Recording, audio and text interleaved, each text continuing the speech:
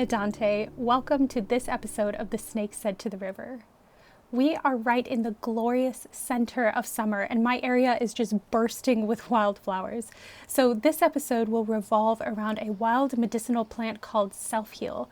We'll identify, forage for it, and make a medicinal salve with it. We'll have a calm moment with peaceful music while I illustrate labels for the salve. I'll tell you a folk-style story of mine called The Bear's Meadow. And last of all, I'll perform one of my favorite folk songs for you that blurs the line of identity between a certain woman and a certain flower.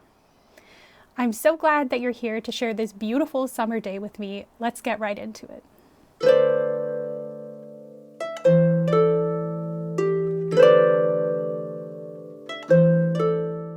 Self-heal is one of the first wild medicinal plants that I ever foraged and worked with, so this plant is really special to me. Self-heal, or Prunella vulgaris, is a gently powerful and broadly applicable medicinal herb that grows wild all over my area and in many areas. It has a super magical, distinctive appearance, so it's easy to identify once you know to look for it.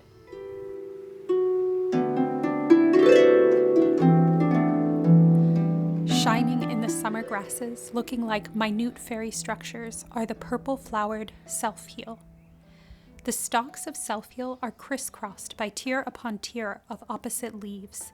They're soft, dagger-shaped, and outstretched like arms. The stems are squarish and will roll between your fingers. Rising from the top of the stem is a cylindrical-shaped flower head on which tier upon tier of tiny, ornate purple flowers bloom. These flowers are two-petaled.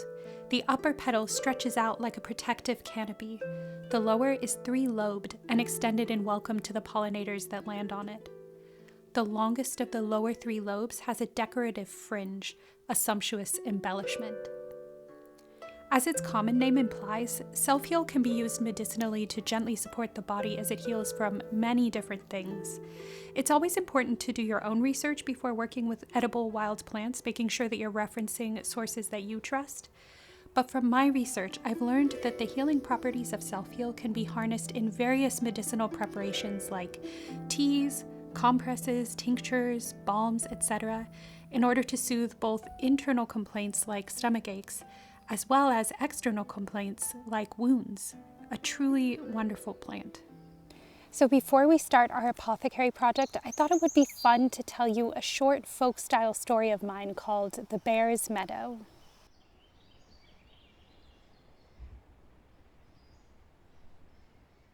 It was in the summer that a woman went foraging on a green hill.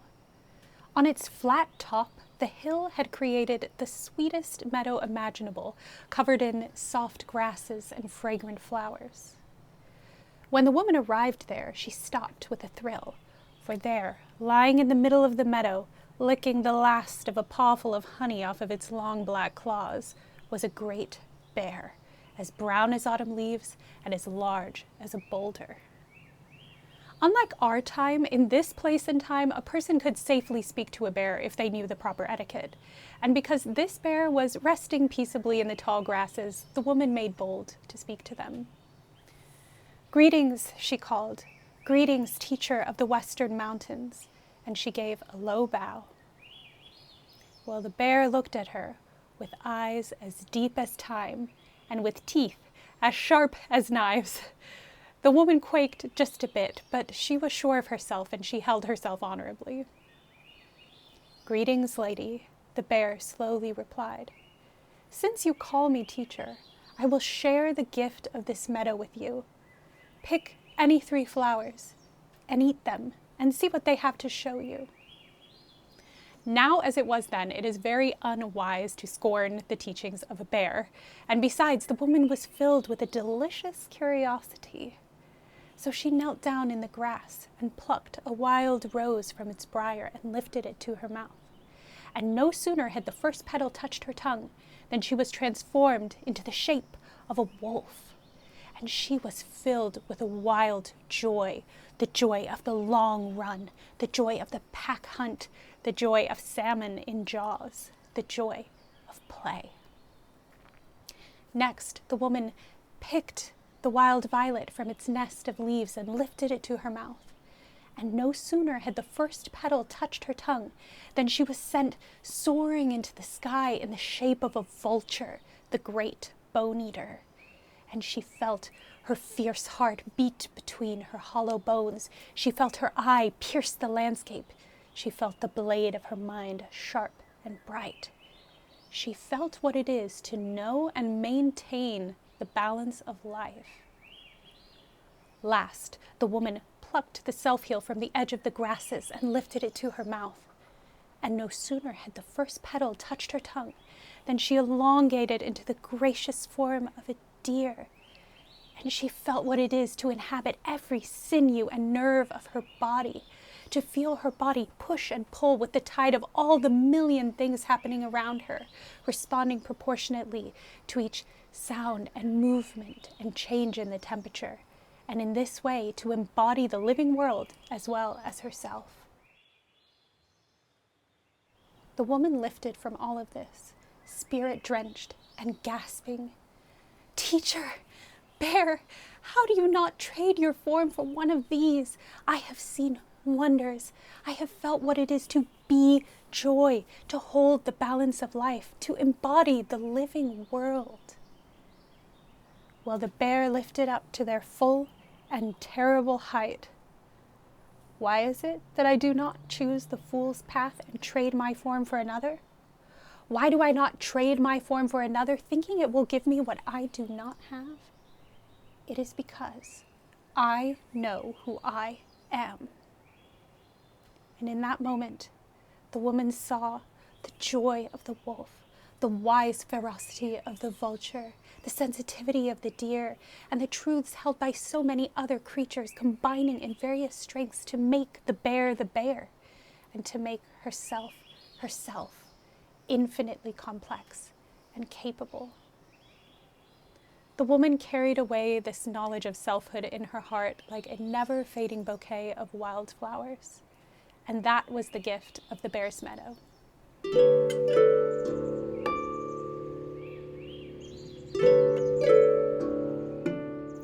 For our apothecary project today, we are going to make a medicinal self-heal and calendula salve. Now, in the past, I've made potions like teas and tinctures from self-heal meant to be consumed, but today I'll be preparing it for an external application.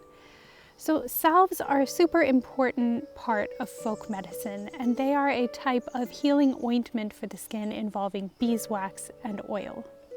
Now, the herbs that you choose to infuse in the oil for this project will determine the medicinal action of your finished salve. I've chosen calendula and self-heal because they're both known for supporting the skin as it heals from wounds and irritation and aches and pains and things like that.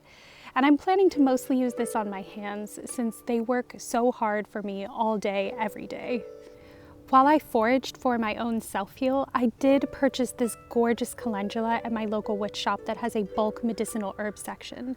If you're just getting into making folk remedies and herbal medicine, I would really recommend starting at a shop like this. They'll have everything you need and they'll probably be able to advise you, which is always nice. So with that, let's get started on our salve. The first step is to make an oil infused with the herbs whose medicinal properties you want to harness in your salve. I've brought out about a handful each of my foraged, dried self-heal and dried calendula. I also have a pot of the oil that the herbs will infuse in. There are a bunch of different types of oils that are suitable for this application, but because I'm aiming for a super rich balm, I chose avocado oil. You'll also need a jar with some parchment paper to slip under the lid. First, I filled my jar about 2/3 full of dried self-heal and calendula, and then filled the jar with my carrier oil. You want your herbs to be completely covered by the oil so that they don't rot above the oil line. Let this mixture infuse for anywhere from 2 to 6 weeks, and remember to shake the jar every day or so to make sure that the herbs stay well coated in oil. At the end of the infusing period, just strain out the herbs, and your oil is ready for whatever use you'll put it to. Now that my oil is strained, I can make the healing salve. You'll need your infused herbal oil, beeswax, and containers to pour the finished salve into. The ratio of oil to beeswax is 4:1 going by weight, so I've measured out 4 ounces of oil and 1 ounce of beeswax. Fill a pot about a quarter full of water and bring it to a light simmer. Place a heat-proof bowl on top to create a double boiler situation. You don't want any water to get in your salve, hence this setup. Add the 1 ounce of beeswax to the bowl and stir it until it completely melts. There is nothing like the smell of beeswax, it's divine. Once it is melted, add in your 4 ounces of infused herbal oil and leave it in there just long enough for the mixture to completely combine and melt again. Now that it's gotten to that point, I can pour it into my containers.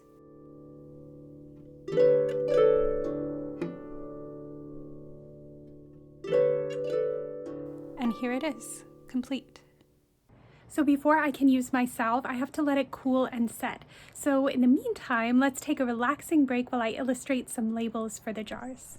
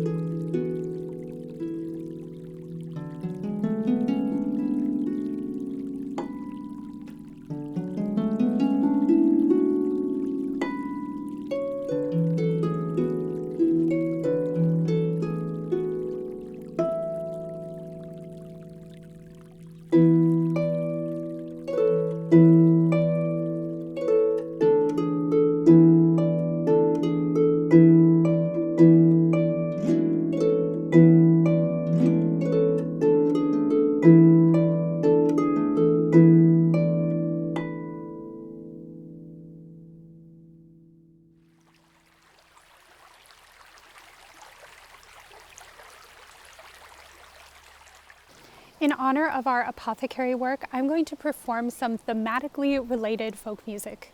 So this is one of my very favorite folk songs. It's an old tune from Galicia, which is a region of northwest Spain, which among many things is known for its gorgeous wild coast, its pine forests, and its culture, which has Celtic influence. The song is called A herba de namorar. So the herba de namorar is a wildflower that's native to Galicia, and it grows on the beaches and among sand dunes. Its name translates to the flower of falling in love.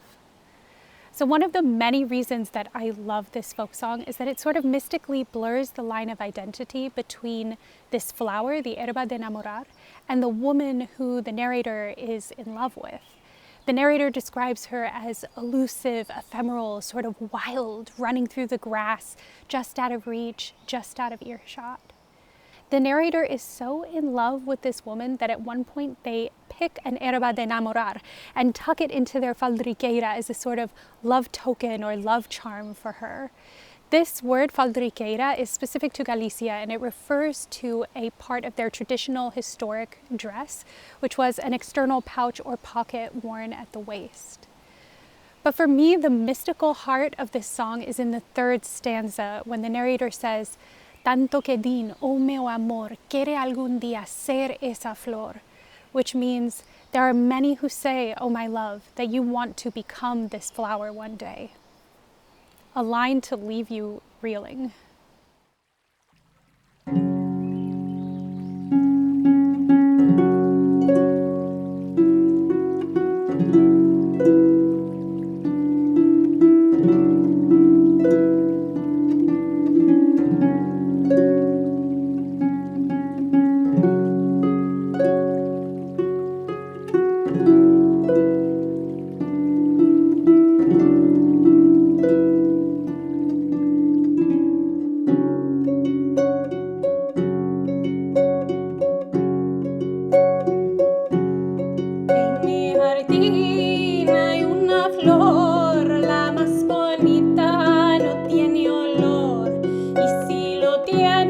yo no lo sé, vente conmigo y te lo diré.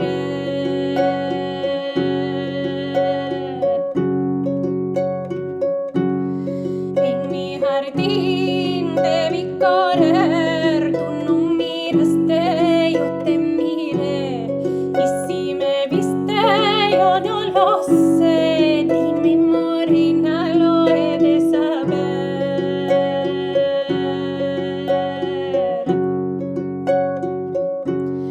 Tanto que di, no meu amor, quiere algún día ser esa flor. O meu segredo he de cuidar, para te saber a ti namorar.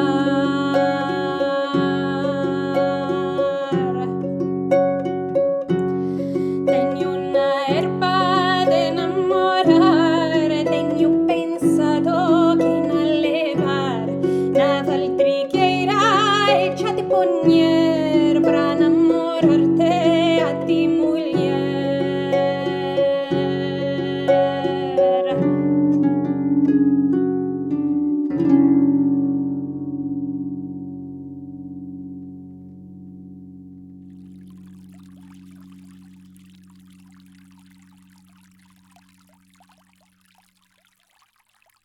This is the perfect opportunity for me to try our salve for the first time because I have been working really hard all day with my hands and they are a bit tired.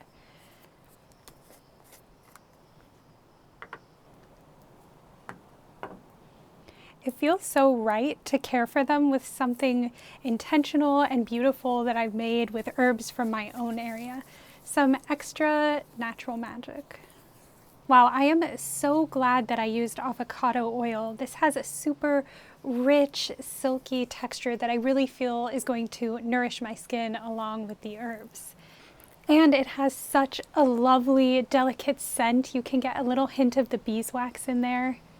Feels therapeutic in and of itself. I love it. Oh, it just started raining. Anyway, thank you so much for joining me for today's adventures. I hope you loved it all as much as I did.